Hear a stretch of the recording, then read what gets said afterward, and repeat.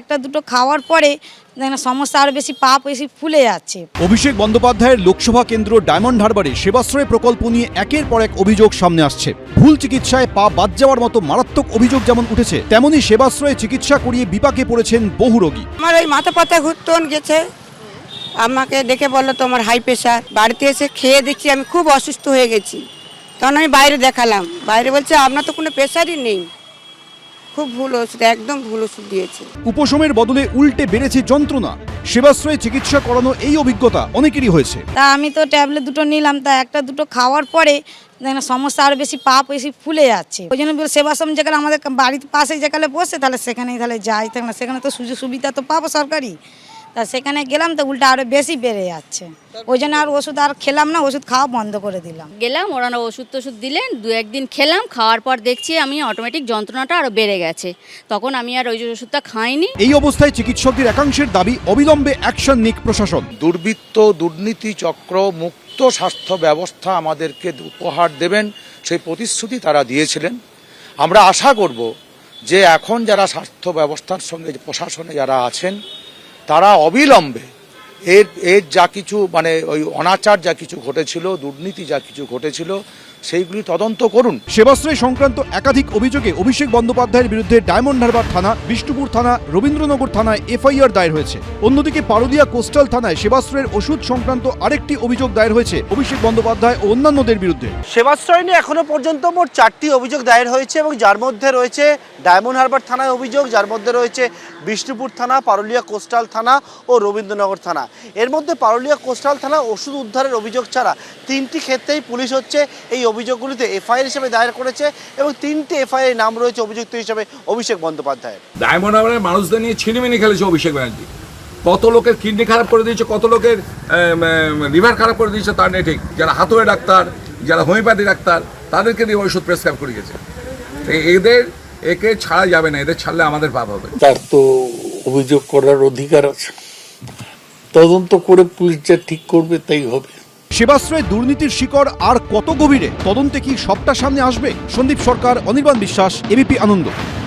সেই মারার দৃশ্যটা বাবা আমাদের সামনে হয়েছে, এইটা ভুলতে পারছি না। বিভীষণের পরামর্শে অন্যায় আক্রমণে নিহত হন মেঘনাদ ইন্দ্রজিৎ। মধুসূদনের মেঘনাদবধ কাব্যের মতোই ছেলে ইন্দ্রজিৎকে হারিয়েছেন আরেক বাবা মা। হাত পা বেঁধে প্রকাশ্যে পিটিয়ে খুন করা হয়েছে তরতাজা যুবককে। যেভাবে আমি কথা দিয়েছি কাস্টডি ট্রায়াল হবে, ইন্দ্রজিতের খুনিদেরও তাদেরও খুব চূড়ান্ত চরম ভারতীয় ন্যায় সংহিতাতে যে শাস্তি আছে পাবে। দক্ষিণ 24 পরগনার বারুইপুরে গণপিটুনিতে ইন্দ্রজিৎ মণ্ডলের মৃত্যুর ঘটনায় আরও দুজনকে গ্রেফতার করেছে পুলিশ। সব মিলিয়ে ধৃতের সংখ্যা বেড়ে হল 7। এদিন যাদের ধরা হয়েছে তাদের একজনের নাম শামীম আলী খান। অভিযুক্ত যুবক বারুইপুরেরই বাসিন্দা। পুলিশের পাওয়া ভিডিওতে দেখা যাচ্ছে ইন্দ্রজিৎ মণ্ডলকে হাত বেঁধে মারতে মারতে নিয়ে যাচ্ছে শামীম আলী খান। পুলিশ সূত্রে খবর, ঘটনার পরে উত্তর 24 পরগনায় পালিয়ে যায় শামীম। এর আগে যে 3 জনকে পুলিশ পাকড়াও করেছে তাদের ছবিও এদিন প্রকাশ করেছে পুলিশ। তারা হলো সাবির উদ্দিন বৈদ্য। ঘটনার সময় সামনে থেকে নেতৃত্ব দিতে দেখা যাচ্ছে তাকে। ইন্দ্রজিৎকে হাত ধরে টেনে নিয়ে যাওয়ার সময় পিছন থেকে সহযোগিতা করছে আবু সিদ্দিক সর্দার এবং ইন্দ্রজিৎকে টানতে টানতে নিয়ে যেতে দেখা যাচ্ছে ফরিদ শেখকে। গত 4 তারিখ বিকেলে বাজারে গিয়ে নিখোঁজ হয়ে যাওয়ার পর 5 তারিখ রবিবার সকালে পুকুর থেকে উদ্ধার হয় ক্লাস 6-এর ছাত্রীর দেহ। ঘটনাকে ঘিরে রণক্ষেত্র হয়ে ওঠে দক্ষিণ 24 পরগনার বারুইপুর। ভাঙচুর করা হয় অস্থায়ী পুলিশ ক্যাম্প। গণপিটুনিতে মৃত্যু হয় ইন্দ্রজিৎ মণ্ডল নামে বছর 35-এর এক যুবকের। এইখানটাই তো সবাই ঘরে বসেছিল, মারতে মারতে আর জামার কলার ধরে নিয়ে চলে গেল। প্রচুর লোক। শনিবার বারুইপুরে গণপিটুনিতে নিহত যুবকের পরিবারের সঙ্গে দেখা করেন শুভেন্দু অধিকারী। পরিবারকে আর্থিক সাহায্যের পাশাপাশি নিহতর দাদাকে গ্রামের নতুন পুলিশ ফাঁড়িতে সিভিক ভলান্টিয়ারের চাকরি দিয়েছে সরকার। ইন্দ্রজিৎকে আমরা ফিরিয়ে দিতে পারবো না।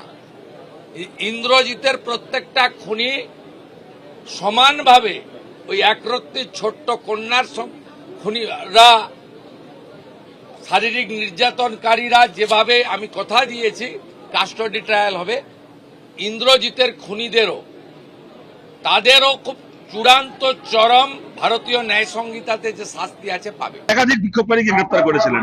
আপনাদের মনে থাকবে মমতা বন্দ্যোপাধ্যায় কসবা ল কলেজের ঘটনার পরে যখন বিক্ষোভ হচ্ছিল, একাধিক বিক্ষোভকারীকে সেই সময় গ্রেপ্তার করে জেল খাটিয়েছিলেন। সুতরাং এই রাজনীতি শুভেন্দু মমতার কাছ থেকে শিখেছে যে ধর্ষকদেরকে পরে ধরবে, আগে ধর্ষণের বিরুদ্ধে যারা প্রতিবাদ করবে প্রতিবাদীদেরকে আগে ধরো।